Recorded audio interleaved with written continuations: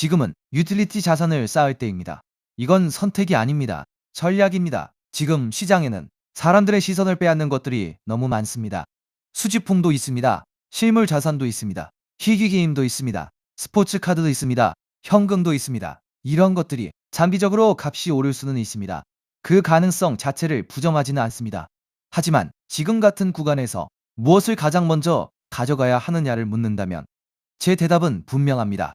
유틸리티 자산입니다. 왜 그렇습니까? 세상이 지금 완전히 다른 방향으로 넘어가고 있기 때문입니다. 지금 벌어지는 변화는 단순히 코인 시장 안의 변화가 아닙니다. 실물 자산 토큰화가 열립니다. 금융 시스템이 온체인으로 움직입니다. AI가 금융과 결제 구조에 들어옵니다. 자동화와 블록체인이 결합합니다. 국경 간 가치 이동 방식이 바뀝니다. 이 변화 속에서 결국 살아남고 커지는 건 실제로 필요한 자산입니다. 그래서 저는 항상 같은 말을 합니다. 유틸리티가 없으면 가치도 없습니다. 이건 과장이 아닙니다. 핵심입니다. 아무리 유명해도, 아무리 커뮤니티가 커도, 아무리 한때 주목받아도 실제 기능이 없으면 결국 한계가 옵니다. 반대로 실제 기능이 있고 실제 인프라에 연결되고 실제 자금 흐름과 정산 구조에 들어가는 자산은 시간이 갈수록 강해집니다. XRP가 그렇습니다. XLM이 그렇습니다. XDC가 그렇습니다. HBAR, QNT, ALGO, IOTA, FLR도 그 흐름 안에서 봐야 합니다. 저는 XRP만 보는 사람이 아닙니다. 저는 유틸리티를 봅니다. 그리고 지금 시장에서 가장 중요한 질문은 이겁니다. 무엇이 뜨고 있습니까?가 아닙니다. 무엇이 실제로 쓰입니까? 입니다. 이 질문으로 바뀌는 순간 자산 선택 기준이 완전히 달라집니다. 많은 사람들이 지금도 현금이 가장 안전하다고 생각합니다. 은행에 넣어두면 안심됩니다. 숫자가 안 흔들리니 안정적으로 느껴집니다. 그런데 그건 착시입니다. 현금은 가만히 있어도 가치가 줄어듭니다. 은행 계좌는 겉으로는 그대로지만 실질 구매력은 계속 깎입니다. 반면 제대로 된 자산은 시간이 지나면서 가치가 올라갑니다. 그리고 지금 같은 구간에서는 그 자산 중에서도 유틸리티 자산이 가장 강한 후보군입니다. 왜냐하면 앞으로 열리는 시장이 유틸리티를 필요로 하기 때문입니다. 이건 감정이 아닙니다. 구조입니다. 지금 실물 게임을 사는 사람도 있습니다. 수집품을 사는 사람도 있습니다. 그 선택 자체를 비난하지는 않습니다. 하지만 새로운 금융 시스템이 열리는 구간에서 그런 자산이 결제와 정산을 처리하지는 않습니다. 가치 이동을 막지 않습니다. 브릿지 역할을 하지 않습니다. 기관 인프라 안에서 핵심 레일이 되지 않습니다. 반면 XRP 같은 자산은 그 역할을 맡습니다. 그래서 저는 디스포저블 캐시가 있으면 취미 자산을 살 수 있다고 봅니다.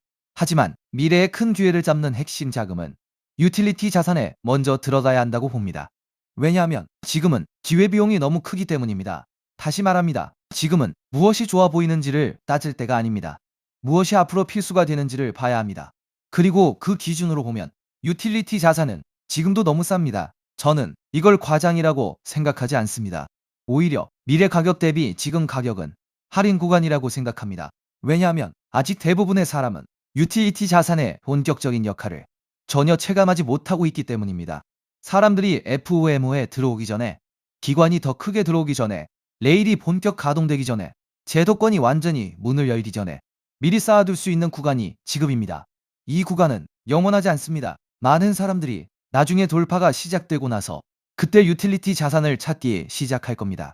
그러면 늦습니다. 그때는 이미 가격이 달라져 있습니다. 시장 분위기가 달라져 있습니다. 매집 기회가 사라져 있습니다. 그리고 그때 들어오는 사람들은 늘 같은 말을 합니다. 이럴 줄 알았으면 미리 살걸? 왜 그때는 확신이 없었지? 왜 잡다한데 돈을 썼지? 이런 후회는 항상 반복됩니다. 그래서 저는 지금 시장에서 가장 중요한 행동이 유틸리티 자산을 최대한 쌓는 것이라고 봅니다. 핵심은 완벽한 타이밍이 아닙니다. 완벽한 저점도 아닙니다. 핵심은 지금 이 구간에 내 포지션이 있느냐입니다. 그리고 그 포지션이 미래 금융 인프라와 연결된 자산이냐입니다. XRP는 그 대답에서 가장 앞줄에 있는 자산입니다. 결제와 정산에 연결됩니다. 브릿지에 연결됩니다. 유동성에 연결됩니다. 토큰화와 온체인 금융에 연결됩니다. 그래서 저는 지금 같은 구간에 현금만 들고 있는 것보다 유틸리티 자산을 들고 있는 쪽이 훨씬 유리하다고 봅니다. 심지어 시장 변동이 있더라도 그렇습니다. 왜냐하면 결국 크게 살아남는 건 유틸리티를 가진 자산이기 때문입니다. 지금은 잡다한 테마를 쫓을 때가 아닙니다. 잠깐 유행하는 서사를 쫓을 때가 아닙니다. 겉보기만 좋은 자산에 흔들릴 때가 아닙니다. 지금은 유틸리티 자산을 쌓을 때입니다. 그리고 이 구간을 놓치면 나중에는 훨씬 비싼 가격에서 같은 자산을 쫓게 됩니다.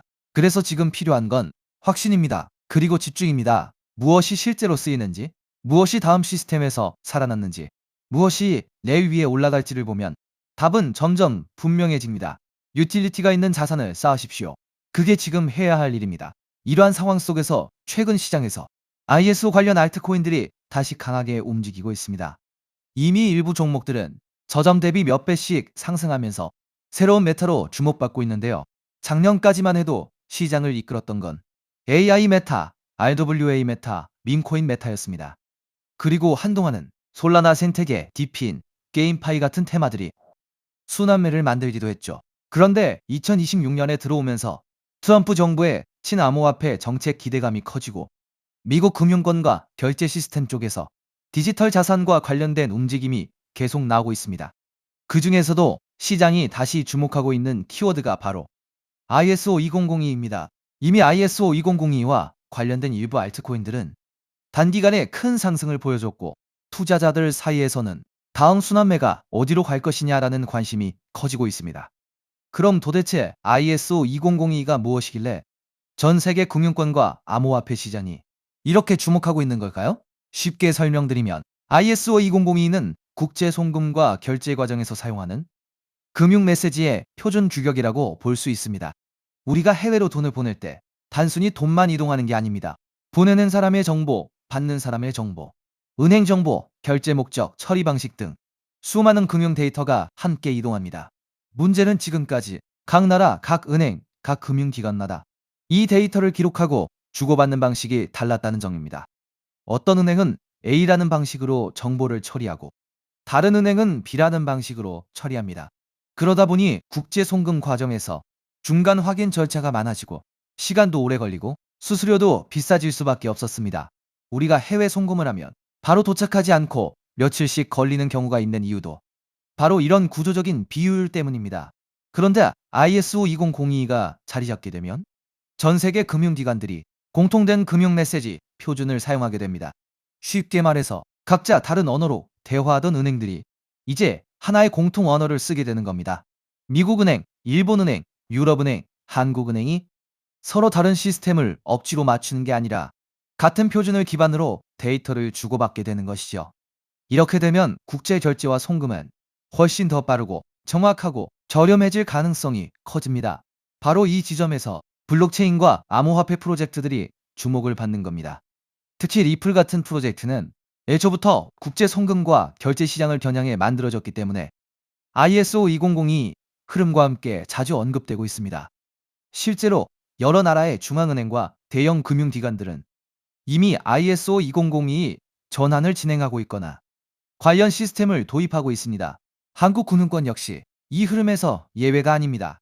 결국 과거 국제송금 시장의 중심이 스위프트 같은 기존 시스템이었다면 앞으로는 ISO 2002를 기반으로 한 새로운 결제 표준이 점점 더 중요해질 수 있다는 겁니다. 그렇다면 이런 흐름에서 가장 먼저 떠올릴 수 있는 코인은 무엇일까요? 첫 번째는 당연히 리플, XRP입니다. ISO 관련 코인 이야기를 할 때 XRP를 빼놓고 말하기는 어렵습니다.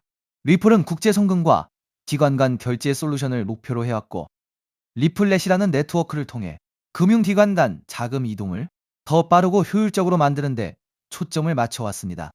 그래서 ISO 2002 관련 이슈가 나올 때마다 가장 먼저 시장의 관심을 받는 종목 중 하나가 바로 XRP입니다. 차트적으로도 XRP는 한번 움직이기 시작하면 시장의 관심을 강하게 빨아들이는 특징이 있습니다. 그리고 이미 많은 투자자들이 ISO 2002 대표 종목으로 XRP를 인식하고 있기 때문에 이 테마가 다시 살아날 경우 가장 먼저 수급이 몰릴 가능성이 있습니다. 두 번째로 볼 수 있는 종목은 스텔라 루멘 XLM입니다. 스텔라 루멘은 업비트 워너마켓에도 상장되어 있기 때문에 국내 투자자들에게도 익숙한 종목입니다. 스텔라는 리플과 뿌리가 닿아 있는 프로젝트로도 잘 알려져 있습니다. 스텔라의 창립자인 제드 맥케일럽은 리플 공동 창립자 출신이기도 하죠. 리플이 기관 간 국제 송금과 결제에 더 초점을 맞췄다면 스텔라는 개인 간 송금, 소액 결제, 그리고 디지털 자산 발행에 더 특화된 성격을 가지고 있습니다.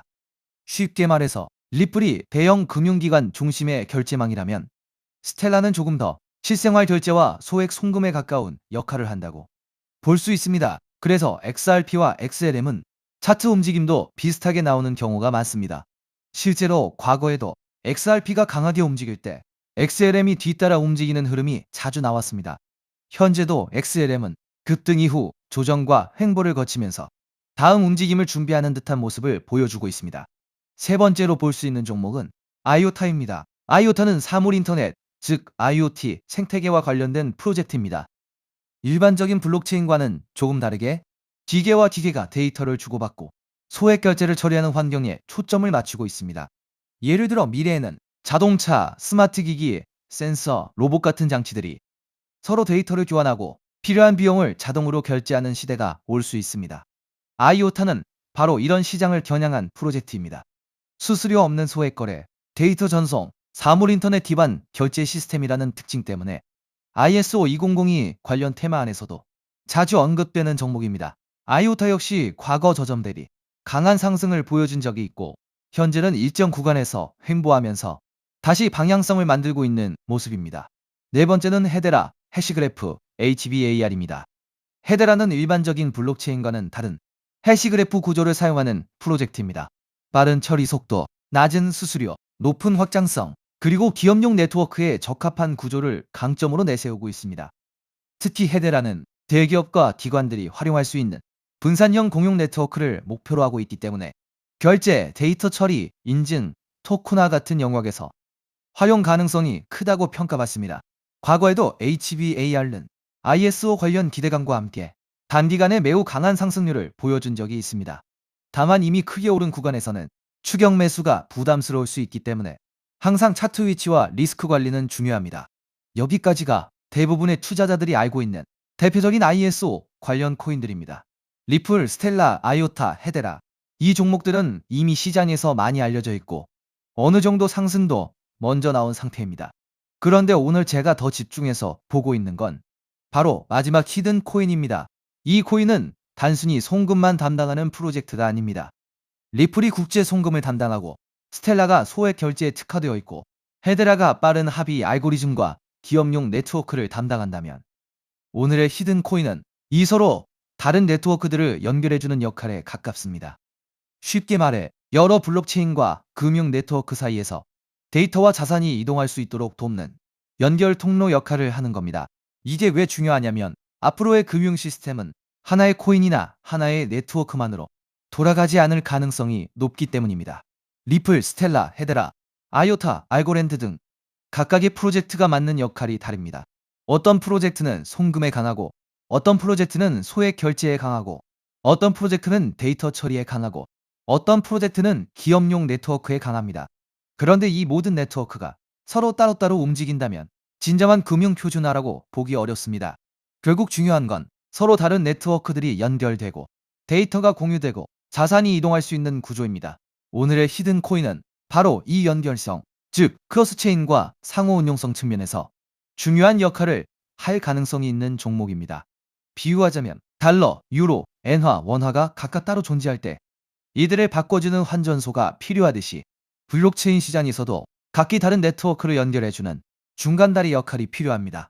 ISO 2002가 전 세계 금융 메시지의 공통 언어라면 오늘의 히든 코인은 그 언어를 기반으로 여러 네트워크가 서로 소통할 수 있도록 돕는 중요한 연결 지점이 될 수 있다는 겁니다. 제가 이 종목을 더 흥미롭게 보는 이유는 이미 많이 오른 ISO 관련 종목들과 비교했을 때 상승률이 상대적으로 낮다는 점입니다. 리플, 스텔라, 헤데라, 아이오타 같은 종목들은 이미 한 차례 강한 상승을 보여줬습니다. 일부 종목은 저점 대비 몇 배씩 올랐고 이미 시장에서 많은 관심을 받았습니다. 반면 오늘의 히든 코인은 같은 ISO 관련 테마 안에 있으면서도 아직 상승률이 비교적 낮은 편입니다. 오늘의 이 히든 코인은 ISO 2002에 등록된 코인 중 상승률이 작년 11월 대비 98%밖에 안 올랐는데요. 따라서 앞서 설명드린 코인들에 비해 상승률이 낮고 현재 매우 저평가되어 있다고 볼 수 있는 것이죠. 작년 11월 대비 ISO 2만이 종목들은 평균 600% 이상씩 올랐기 때문에 지금 현재 매수를 하기가 매우 부담스러운 상황입니다. 하지만 오늘의 히든 코인은 앞서 말씀드린 대로 98% 정도밖에 안 올랐기 때문에 다른 ISO 2002 코인들의 상승률과 비교해 보았을 때 앞으로 이 상승률의 차이인 500% 정도는 바로 상승할 여력이 있다고 볼 수 있겠습니다. 그리고 현재 거래량이 매우 줄어들고 있고 보시는 것과 같이 박스권 구간에 있기 때문에 패지를 개미털기가 어느 정도 완료되었다고 볼 수 있으며 지금 조금씩 거래량을 올려가고 있기 때문에 오늘 또는 내일 정도면 이 박스권 상단을 돌파 후 500% 정도의 상승세가 예상이 되는 자리라고 볼 수 있습니다. 항상 코인 시장은 변동성이 크고 테마가 살아나더라도 종목별로 움직임은 다르게 나올 수 있습니다. 하지만 지금처럼 ISO 2002 국제송금, 결제표준, 크로스체인, 상호운용성 같은 키워드가 다시 시장에서 관심을 받는 구간이라면 이 히든 코인은 충분히 체크해 볼 만한 가치가 있다고 보고 있습니다. 특히 차트상으로도 거래량이 한동안 줄어들면서 박스권 안에서 에너지를 모으는 모습이 보이고 있고 이후 거래량이 다시 붙으면서 상단을 돌파하는 흐름이 나온다면 시장 관심이 빠르게 몰릴 가능성도 있습니다.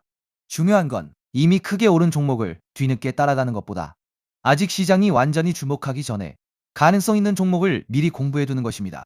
그래서 오늘은 대부분의 사람들이 알고 있는 XRP, XLM, IOTA, HBAR가 아니라 그 뒤에 숨어있는 ISO 관련 핵심 히든 코인을 따로 정리해 드리려고 합니다. 이 코인은 국제 송금 시장에서 단순한 결제 역할을 넘어 여러 네트워크를 연결하고 데이터와 자산의 이동을 돕는 중요한 인프라 역할을 할 가능성이 있습니다. 그리고 개인적으로는 아직 시장에서 충분히 재평가받지 못한 구간이라고 보고 있습니다. 오늘 말씀드린 ISO 2002 핵심 히든 코인의 종목명이 궁금하신 분들은 영상 아래 더보기란에 있는 구글 폼 링크를 확인해 주세요. 구글 폼을 제출해 주시면 제가 즉시 확인한 후 제가 오늘 영상에서 설명드린 ISO 생태계 안에서 크로스체인 연결과 환전소 역할을 할 수 있는 히든코인 종목명을 정리해서 안내드리겠습니다. 단순히 종목명만 던져드리는 것이 아니라 왜 이 종목을 보고 있는지, 어떤 역할을 하는지, 현재 어떤 구간을 체크해야 하는지도 함께 확인하실 수 있도록 정리해두겠습니다. 제가 선착순 100분까지만 정보를 공유드리려고 하는데 어제부로 이미 62명이 신청하셔서 정보를 받아갔습니다.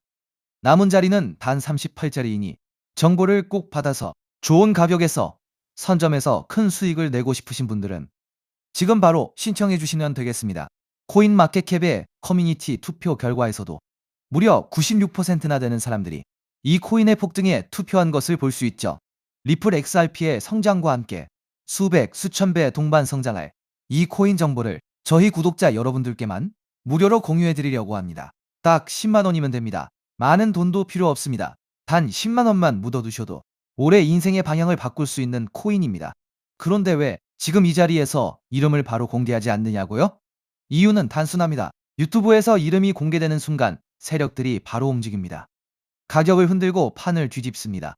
그리고 뉴스가 나오고 사람들이 몰리기 시작하면 그때는 이미 늦습니다. 이 시장은 정보가 퍼진 뒤에 사는 사람이 아니라 퍼지기 전에 움직인 사람이 가져가는 구조입니다. 결국 선점이 전부입니다. 이건 단순히 좋은 코인을 찾는 문제가 아닙니다. 지금 시장에서 2026년을 버티기 위한 필수 선택에 가깝습니다. 최근 시장 하락으로 원금 손실이 컸던 분들 많으시죠? 이 코인은 그런 분들도 한 번에 만회할 수 있는 가능성이 있는 구간에 있습니다. 그래서 저는 아무에게나 공개하지 않습니다. 저를 믿고 설문에 참여해주시는 구독자분들께만 이 히든 코인의 이름, 진입 구간, 그리고 목표 가격까지 모두 공유드리겠습니다. 당연히 저는 10원도 요구하지 않고 무료로 우리 구독자분들께만 공유해 드릴 겁니다. 왜 돈도 안 받고 이런 정보를 알려주냐고 하시면 제 유튜브 채널 좀 튀어보고 싶어서가 다여서 구독과 좋아요 한 번씩만 부탁드리겠습니다. 방법은 간단합니다. 제가 아래 설명란에 구글 폼 링크 하나를 달아놓겠습니다. 이 링크는 여기 설명 보기를 클릭하시면 볼 수가 있는데요. 이 구글 폼 링크를 눌러보시면 이러한 창이 뜰 겁니다.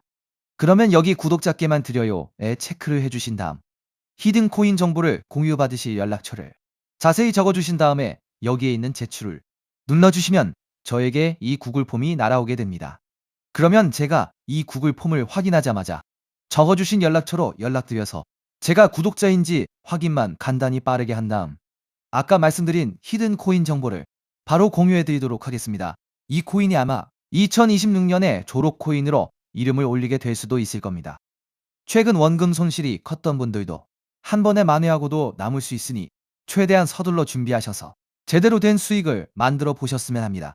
우리 구독자 여러분 힘내시고 긴 영상 끝까지 시청해 주셔서 감사드리며 마지막으로 구독과 좋아요 한 번씩 부탁드리면서 마무리하겠습니다. 끝까지 시청해 주셔서 감사합니다.